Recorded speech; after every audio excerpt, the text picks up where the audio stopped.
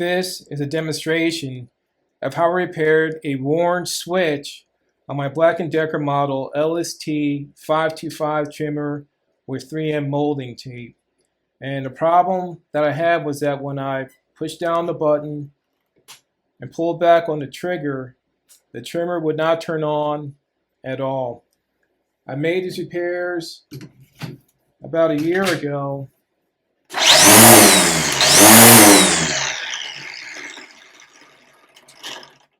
And today the trimmer still works just fine. So if you own this model of trimmer and you have a problem with a worn switch, I highly recommend watching this demonstration to help you resolve your problem.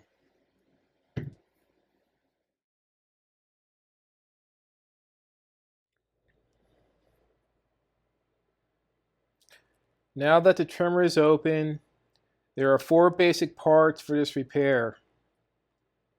The first is the trimmer button. The second is the trigger. The third is the switch. And the fourth is this orange on and off button, which turns the switch on and off. Down is on and up is off.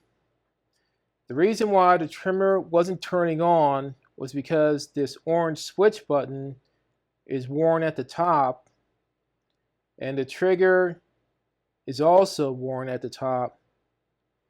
So the problem was between the wear at the top of the orange switch button and the wear at the top of the trigger. It wasn't pushing the orange switch button all the way down to turn on the switch. In order to fix that, it's really simple. All I did was take some auto 3M tape and place it right here on the top of the trigger, which filled the gap. And now the trigger has no problem pushing down the orange switch button to turn on the switch and to turn on the trimmer.